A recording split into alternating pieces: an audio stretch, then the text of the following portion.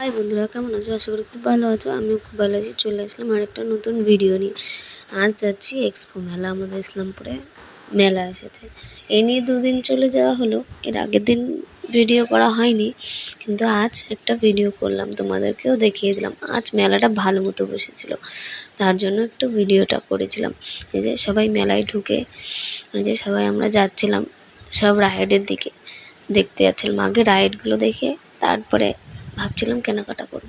এই যে আমার ছেলে, আমার ওইটুকু 5 বছরের ছেলে এই নৌকায় উঠে গেল, আর আমরা দুই বর বউ ভয় পাচ্ছিলাম। তারপরে এই যে এখানে এসে আমার ছেলের সাথে এই যে এখানে উঠলাম, কী বলো ওটা, ড্রাগনে। আর এই মদ কাকুয়া তোমরা কে কে দেখেছো আমাকে একটু কমেন্টে বলো তো। আমার তো এই ফার্স্ট টাইম, আর দেখে এত ভয় লাগছিল, মানে আর কি বলবো। লোকগুলো সেই আমার এই ফার্স্ট টাইম। তারপরে ওখান থেকে ঘুরে এসে এই যে আমার ছেলে আর আমার বোন টিকিট কাটলো, একটাতেও লাগেনি। আমি একটা কেটেছি তো একটা ঝুড়ি পেয়েছি, ওদের হাতে একটাও লাগেনি। 100 টাকার টিকিট কেটেছিল, 20 টাকা করে 5টা কেটেছি, একটা ঝুড়ি পাইছি, আমি পাইছি।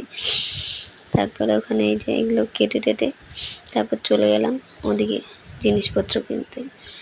জিনিসপত্র কি আমার এবার মেলায় গিয়ে কিচ্ছু পছন্দ হয়নি। আর আমি 2 দিন মেলায় গেছি, 2 দিনে একদিনও কোনো কিচ্ছু নিইনি।